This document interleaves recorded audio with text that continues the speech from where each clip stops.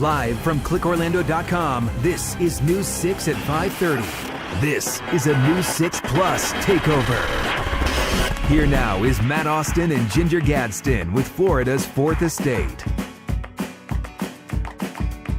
You know, I'm a former cast member at Disney. From dancing at the Mouse House. Started in the beginning as Fiddler Pig. To speaking out against them. When my brother Tim was paralyzed, he was paralyzed out at Disney World. How Disney prompted John Morgan to start one of the country's most powerful law firms.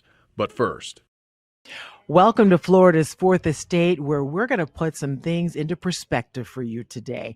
I'm Ginger Gadsden. And I'm Matt Austin. So we are going to start off the week with a top list of Florida fails. These are basically the times in Florida's history when everybody looked at us and was like, what's wrong with those people? I don't get it. And so there was only one man we could have to help us introduce you to this list, UCF history professor and News 6 political analyst Jim Clark, who's going to join us. We sort of all mixed our lists together to bring you the most joy in your life. Right, Jim? We did indeed. You ready? Let's do it. In 1994, Lawton Chiles was running for re-election as governor. He was extremely unpopular, mainly because of his reaction to Hurricane Andrew 2 years earlier. He's running against Jeb Bush, the son of the former president. He's trailing in the polls. And right before Election Day, they have a debate, Jeb Bush versus Lawton Chiles. And it changes history because Lawton Chiles says something that no one understands. Jeb Bush is unclear how to respond and just kind of stares. And it's credited with giving Lawton Chiles the victory. My mama told me sticks and stones will break my bones, but names will never hurt me. But let me tell you one other thing about the old liberal. The old he-coon walks just before the light of day. Look at Jeb Bush. Governor, can I ask you to respond? What in the Daniel Boone did that mean? Nobody has any idea, but for some reason it struck a chord and Chiles won a narrow victory. Wait, so they credit that for him actually winning the governor's race? Yes, he was behind in the polls, and Bush couldn't react. He couldn't understand it any better than us, so he didn't know what to say. I just love the look on his face where he's kind of like, oh, I'm going to get him now. I've been saving this all debate. Get ready, Jim. I'm about to stick it in you. So, back in the day, there was a big presidential speech taking place. I believe it was Obama. And this young, up-and-coming senator named Marco Rubio was going to do the response. And he was ready. He was primed. He was polished. But it turns out he was thirsty. He was a bit thirsty. Okay, you remember. This is what many call Marco Rubio's Watergate. Nothing has frustrated me more than false choices like the one the president laid out tonight. The choice isn't just between big government or big business.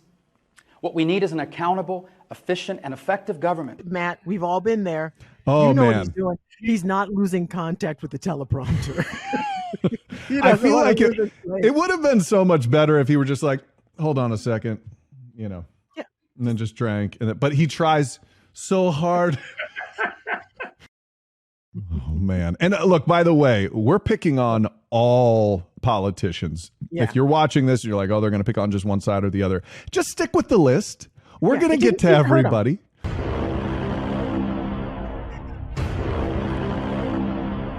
So the Democrats came up with a great idea. They would move the elections to off years, and therefore they wouldn't be swamped by a president like Eisenhower, who won in a landslide in Florida. So they changed the whole thing. They moved it to 1966, the first off-year election. And of course, a Republican won. And since then, the Democrats have been high and dry. And it turned out to be one of the worst decisions ever made.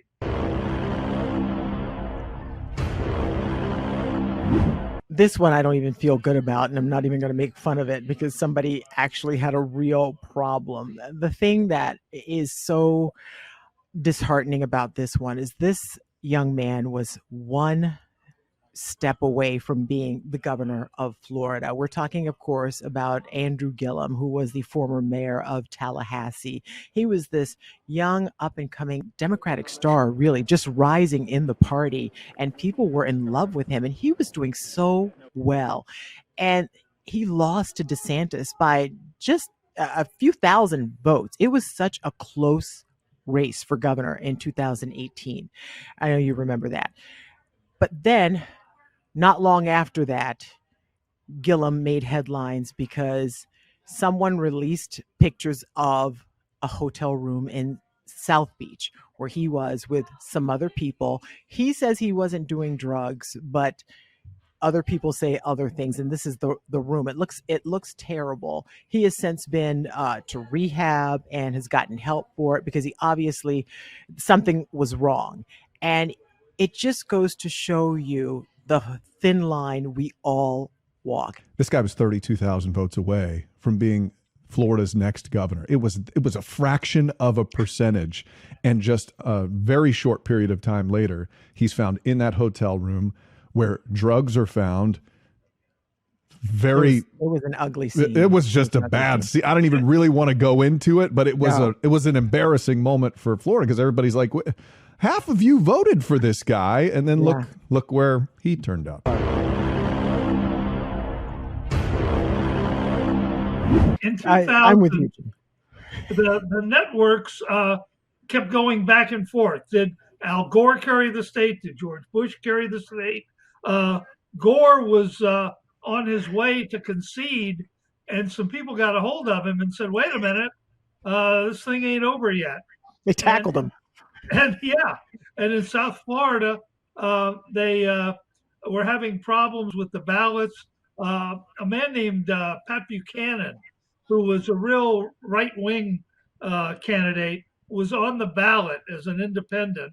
And there was confusion about the design of the ballot. It was very messy. And it ended up going to the United States Supreme Court. And the term hanging chads is from people who punched holes in the ballots, but the little piece of paper, the chad, I did not know what they were called until this election. None of us did. Was hanging and had not come out. And the question was, do you count a ballot where the chad remains in the card? Eventually it went to the Supreme Court.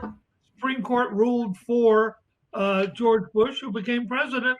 And in Florida, they declared him the winner out of millions of votes by 572 votes. Yeah. If we were looking for a story that made Florida look terrible when it came to politics, this one is 1 through 5 in reality, because we became the international punchline of the people in Florida are so dumb they don't even know how to vote. And fortunately, as you witnessed in our last election, things have gone so much smoother since then. Other states are still having their problems, but Florida seems to, I'm going to knock on wood, have gotten its act together. All right, coming up on Florida's Fourth Estate, we're going to sit down with John Morgan, who explains how an experience with Disney encouraged him to pursue a career in law.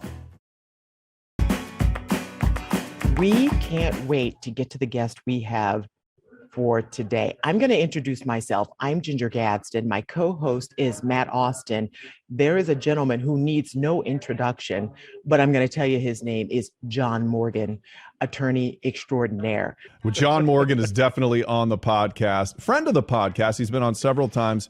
John, first off, want to know how life is going, how business is going. If people read the paper, they probably saw not only are you doing well, your son is killing it. He just bought a mansion on the Winter Park chain of lakes, and things must be going well for the Morgan family, huh? Well, all I can say to that is in my next life, I would like to be one of my 4 children or one of my 6 grandchildren, because they all live in better houses than me. They drive better cars, and they damn sure vacation more than me. Do you find that a challenge though? Because when you come up, you had to really, earn from the bottom up, and being a parent of kids that you're trying to raise with humility and a hard work ethic. Obviously your kids are working hard, but do you find that as a challenge as a parent? Because I know I sure do. I worried about it early because, you want people to stay hungry. I wrote a book once called You Can't Teach Hungry. Sold a lot of copies. But the thing I worried most about was would they have a drive and a work ethic. And when they were all young, one time they came home for Christmas break, and they're from Bishop Moore, and I said, when are y'all going to go start working over Christmas break? And one of the boys said, well, nobody at school's working this Christmas. I said, that's not true. He goes, nobody's working. I said, well, I know that's not true because you two are going to be working this Christmas. And all you got to do is go, we had WonderWorks out on I Drive. I said, the good news is you already got a job. Just pick your 40 hours and get out there and work. Let me ask you this, John. One of the big headlines we've been following this year is Ron DeSantis against Disney, or woke Disney, as he calls it. This is something you've been deep in Florida politics for decades, and Disney has run things. There's kind of like Big Sugar, Disney, they dump all the money into the system. To see politicians turn on Disney is very interesting, and possibly taking the Reedy Creek district away from Disney, which would really complicate Disney's operations. Not saying it wouldn't shut them down, but complications, it would cost them a lot of money. What's your take on the governor and the Republican Party versus Disney right now? Well, first of all, with full disclosure, I have to announce that, I'm a former cast member at Disney. I started in the beginning as Fiddler Pig in the Big Bad Wolf unit. I was promoted to King Louie in Song of the South. And because I was a great dancer, I was ultimately promoted to Pluto for the America on Parade in 1976. So I'm a former character. So you're biased. So I'm biased. Well, is there video? I want to first, before we go on, is there video of any of this? Your performances, your swivel hips? There are pictures of me with my Pluto and King Louie head off. I was King Louie, the gorilla. And there are pictures. There are very vivid pictures. I don't look like myself. I look good. I look like my children. This is before I started looking like Danny DeVito. This is when I used to look like Tom Cruise, and as I got older, I turned into friggin' Danny DeVito. But interesting thing about Reedy Creek is when my brother Tim was paralyzed, he was paralyzed out of Disney World. He was paralyzed on the water. The reason that his case that he could never sue Disney World is because Reedy Creek was owned by Disney, so that was his employer, and they had comp immunity, so that Tim was never able to bring a lawsuit because they had comp immunity. I didn't know that.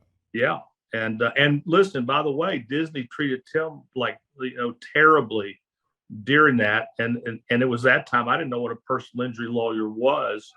It was Disney's poor treatment of Tim.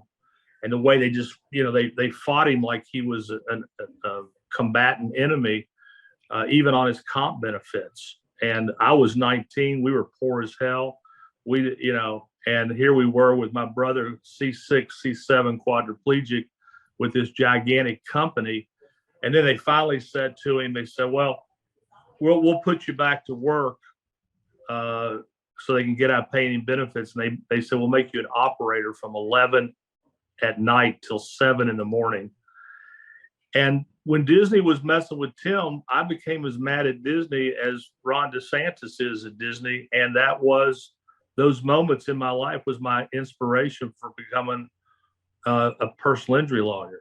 I said then and there that my life's work was going to be representing people who were powerless, hopeless, and helpless against big corporations like Walt Disney World. And that's all I've ever done. I never applied for a job anywhere else. Everybody that knows my story knows this is the story. So it's been interesting to hear Reedy Creek's name come up after all those years, after, Tim was hurt in 1977. So I bet you'd love to see that Reedy Creek taken away. Well, there's been so many changes in the guard out at Disney, but it wouldn't bother me. It wouldn't bother me to see Reedy Creek taken away, because when I think of Reedy Creek, that's what blocked Tim's lawsuit, was the comp immunity, which was BS in itself. I mean, they say we own the utility, and so therefore Tim is part of that because Disney owns that. And but DeSantis he's a risk taker. I mean, he's going against the mouse. I don't think it's going to have much effect on Disney. I think it's going to be kind of like when Chick-fil-A, got into a big row with the gay community. They weren't going to eat Chick-fil-A's anymore. Well, you still can't get into a Chick-fil-A. Chick-fil-A is just going gangbusters, and I think Disney will too. But we're in this world right now. We're in this world where we're fighting about, gay and people being gay or not. Look, when I was in the third grade years ago, I was awarded the Harvey Milk Award for my work in the gay community.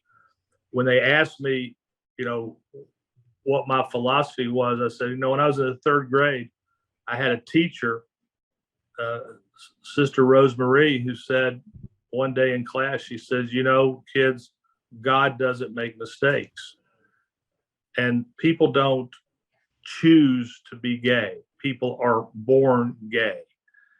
And when we start having this war over gayness, I just think it's so unhealthy. I think it's so sad. I don't understand it. I don't know that my kids were ever taught anything about it when they were in second and third grade. But these are wars that are manufactured to gin up votes. But I stand by Sister Rosemarie's warning and teaching to me in the third grade that God does not make mistakes. So this is what they are talking about. With some of the Republicans are saying they don't want a teacher talking to their kids about gay or not being gay. And now there are 50 some odd math books that are banned in the state of Florida because they fear that there are some critical race theories being taught there. How does that strike you? Well, look, there's no question that there is a race war going on in America right now. That's the underlying issue. I got a lot of hate mail when I had when he was president and he came to my house. I had hate mail that you can't believe just because the president of the United States came to my house. And I think that bothered a lot of people that a black man would be president of the United States. But I will tell you what, I've met a lot of politicians in my life. I've never met one, maybe Clinton, who's as smart as Barack Obama. I've learned so much about you, and I thought I knew you, and I think a lot of people think they know you, but they really don't know you. Former Disney star is what I'm learning. Dancer. Well, don't forget dancer. I mean, dancer. Tommy Tune came to Disney. He was a world-class choreographer, and he plucked me out of everybody because of my dancing abilities. John Morgan, we appreciate you taking a bunch of time to talk to us. And you're an interesting guy with a lot of perspectives on pretty much everything you can imagine. So enjoy your gummies tomorrow and your Lucky Charms. And don't do anything crazy, okay, man? Don't end up on the news. We're going to call you Swivel Hips from here on And out. remember, I will always be here fighting for the people, not the powerful. Thanks for watching Florida's Fourth Estate. You can download it from wherever you listen to your podcasts or watch anytime on News 6 Plus.